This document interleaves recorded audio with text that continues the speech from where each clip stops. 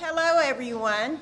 My name is Regina O'Neill, and I'd like to welcome you all this afternoon. It's a pleasure to have you all here. I live right across the hall, and I've been here exactly 1 year tomorrow. I'm a lifelong Columbus native, so I've been here 1 year tomorrow. And I'd like to welcome you all. You enjoy yourself. This is a lovely place. I really enjoy living here. I mean, it's wonderful. If something's broke, you just call the number and tell somebody, hey, come fix it. But nothing's been broken so far, so that's a pleasure. Everything's nice, new, crispy, smells good, and all of that. Again, I'd like to welcome you all. If you have any questions, need anything, let me know. Thank you. Okay, guys, I messed up. Jason's next. He's coming up to speak to you.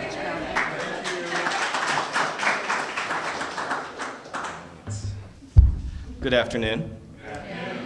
Jason Reese with The Ohio State University. Great pleasure to talk to you all today and to give a few introductory remarks. Columbus is an exciting place to be right now, especially if you love neighborhoods.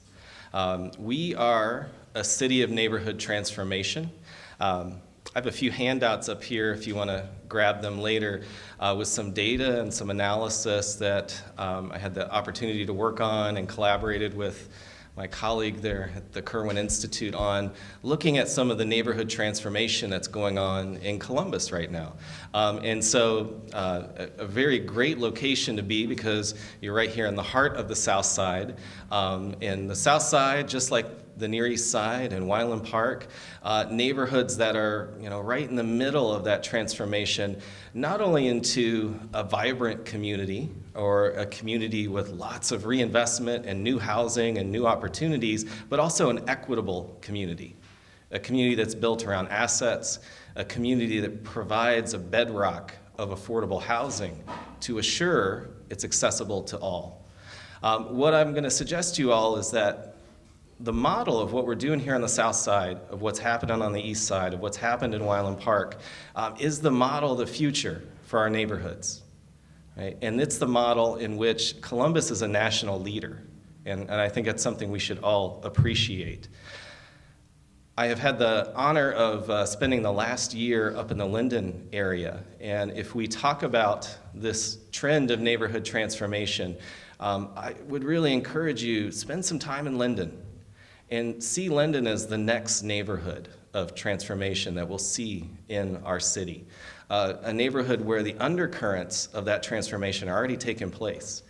Improvements in safety, improvements in housing, and really a stabilization of housing in a neighborhood that was at the epicenter of the subprime lending crisis and all the foreclosures and vacant properties that produced. And most importantly, Linden, just like the South Side, is a neighborhood of phenomenal assets, ranging from initiatives like Celebrate One to institutions like the Settlement House, St. Stephen's, to local leaders, like folks coming out of the United Way's Neighborhood Leadership Academy in Linden. And so I'm very excited to hear the discussion today and learn more about the city's leadership in shepherding this transformation forward for our neighborhoods to become not only places of opportunity, but equitable spaces that are accessible to all of our residents. With that, I am both honored and very excited to introduce to you our mayor, the Honorable Andrew Ginther.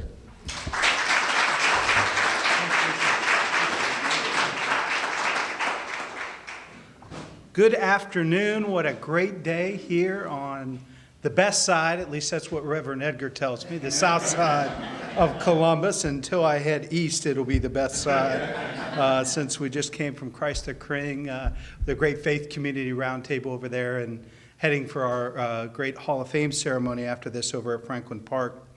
But to Regina and Jason, thank you so much for being here. And Regina, thanks for having us over to your place. for a little conversation this afternoon. To Councilmember Jiza Page, grateful for all of your work and commitment to these issues, and grateful for your partnership.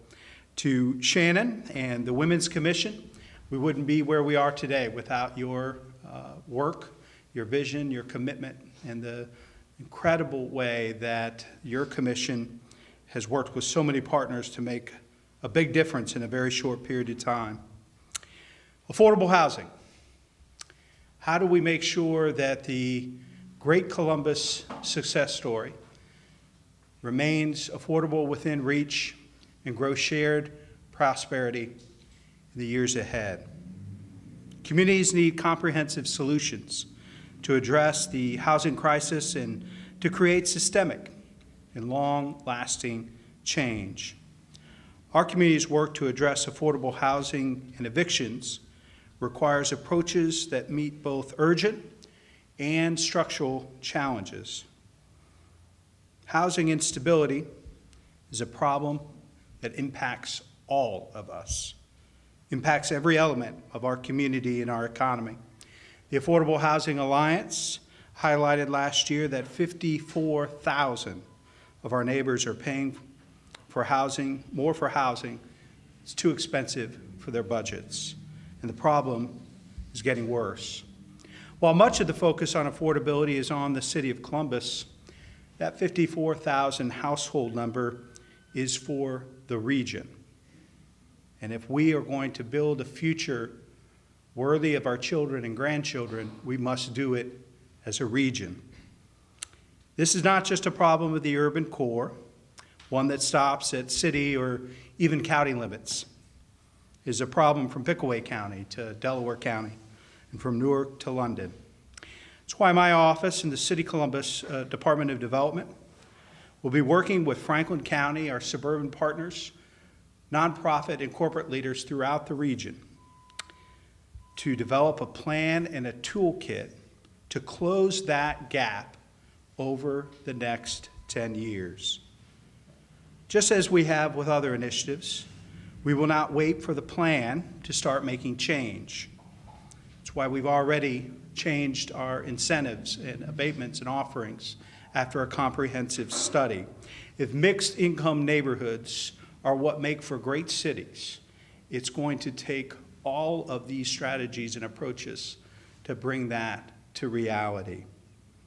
Just as we have with these other initiatives, we're going to be working with our partners at the Franklin County Land Bank to implement a land trust and find creative ways to enhance the work of the Columbus and Franklin County Affordable Housing Trust. We're taking lessons learned that's already in place here with the Southside Renaissance Fund.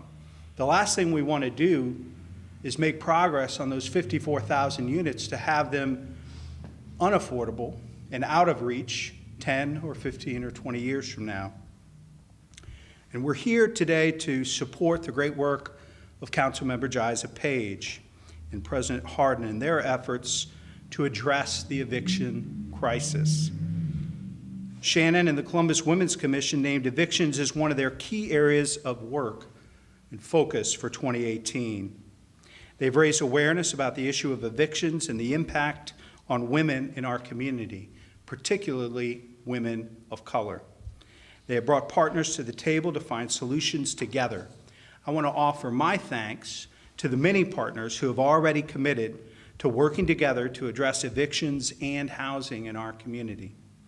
The Legal Aid Society of Columbus, Franklin County Department of Jobs and Family Services, and Community Mediation Services for placing additional staff and resources outside Courtroom 11A to help families in the moment of crisis who are facing a potential eviction.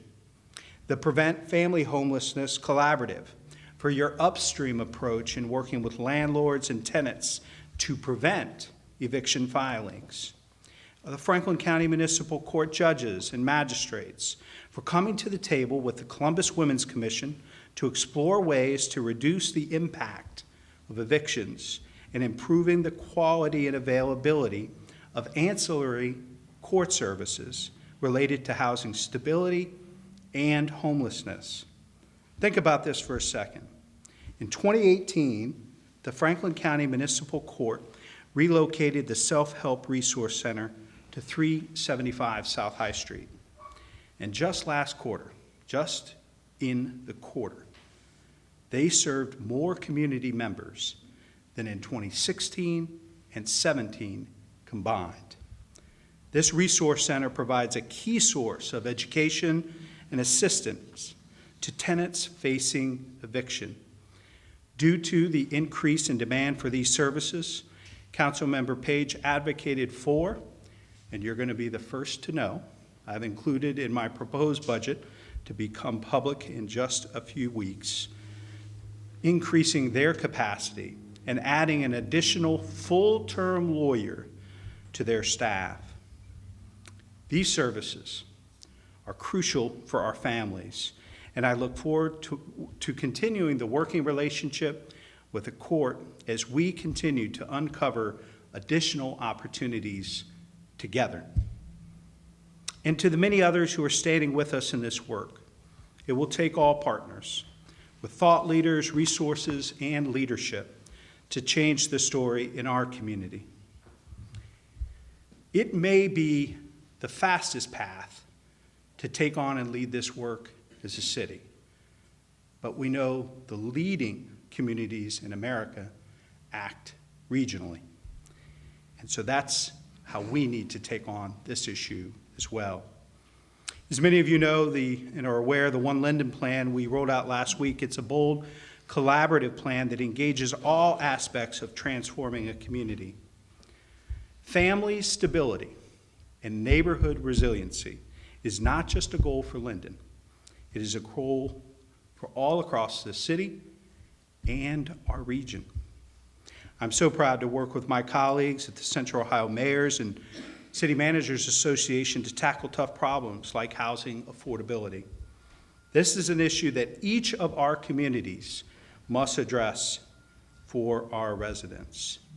I'm grateful for the President of the Franklin County Commission, Kevin Boyce, who's joined us here today.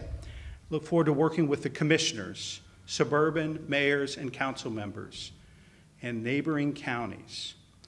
We as a region can take this challenge on because we know that family stability and neighborhood resiliency is the key for us sustaining our trajectory as a community.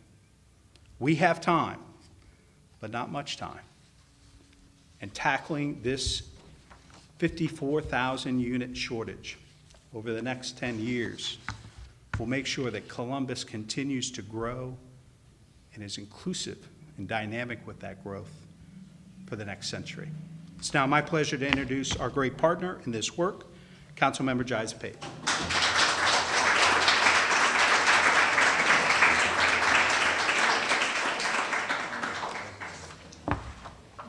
Good afternoon, everyone. I'll just give you all a heads up.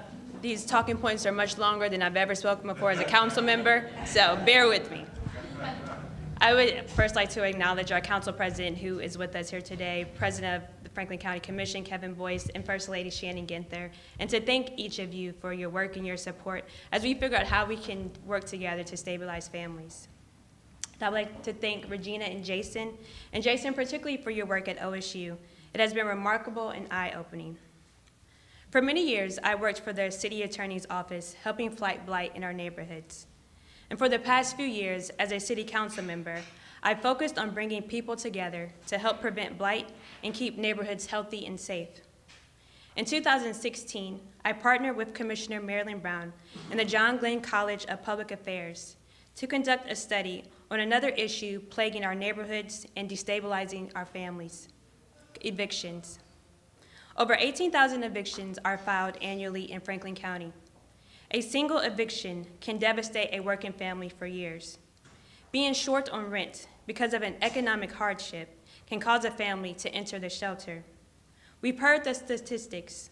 We know the problem is real.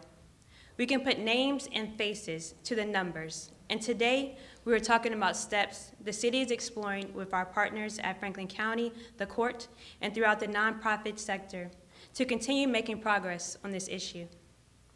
Many times it is called the affordable housing crisis in Columbus, and I'm happy to stand with the mayor and everyone here today to help address that long-term challenge.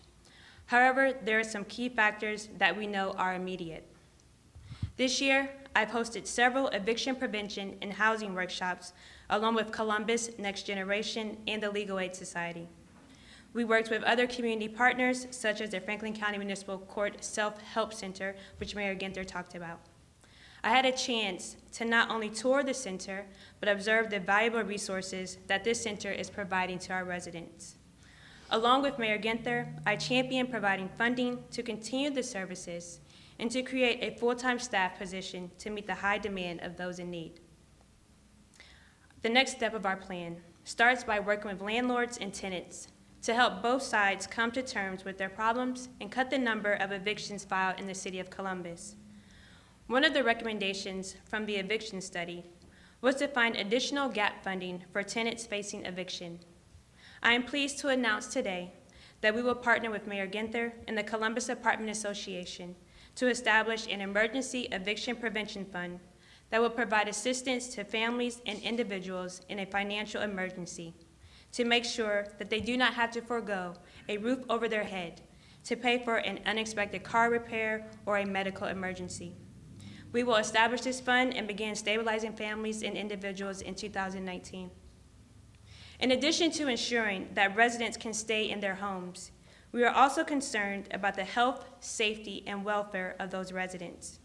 We have heard stories and seen the faces of families being evicted after making complaints about the condition of their home.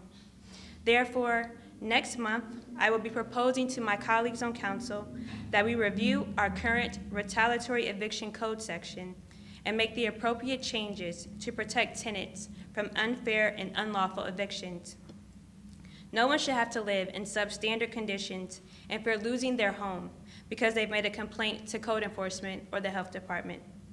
Columbus City Attorney Klein's office, as well as Katerina Carrick, who is with us, she's an assistant city attorney, has helped review the current code and propose changes that align with the Fair Housing Act and provide the proper protections to tenants. I would also like to thank the Legal Aid Society of Columbus for bringing this issue to our attention. We also know that there are families in our shelter system who need housing immediately. And today, I am asking our private sector partners to step up, especially as we are entering into the cold months, to help the Community Shelter Board meet this need and place families in homes. Through our research, many big ideas have come, and there are still many more conversations to be had. Stabilizing households and providing safe, decent, and affordable housing is an issue we all have to tackle together. We will be bringing partners together over the next few months to continue the work on eviction prevention and find long-term solutions for our most vulnerable residents. Evictions and a lack of affordable housing cost everyone more. They leave damage to families and neighborhoods, and we know we can do better. Also, I would like to talk about some work that Council has continued to do. Last week, our team received presentations from students and researchers from OSU's Knowlton School of Architecture to discuss the concept of land trust in Columbus. Franklin County is showing leadership on this issue already, creating the Central Ohio Community Land Trust, and we thank Commissioner Kevin Boyce, who has joined us today, for helping be a local leader in this area. Also last week, our President Pro Tem Stanziano hosted a hearing amongst seniors who tell us of their fears of losing their homes to rising values and taxes. This is a very real issue in neighborhoods that are rapidly changing. I am proud to stand here today with our mayor to say that we are a city committed to all of our residents. A few weeks ago, I heard someone say that we cannot afford to spare one. We cannot afford to spare one aging resident or one family who has hit a financial hardship and needs a little help to get over a temporary hurdle. I am here to say we have heard your cries and seen your tears. We are here to help. And I thank you all for attending our press conference today and for your support and your work throughout our community. Again, this is an issue that we all have to tackle together, and we have amazing people doing great work, such as Shelley Biding, Andrew Dyer, who is with us, Rolanda Hampton, again, Katerina Carrick. And I thank you all for being the soldiers and really getting us the numbers and the things that we need to make the right decisions. I look forward to making great policy changes across the city and protecting all of our families. Thank you so much, and have a wonderful afternoon.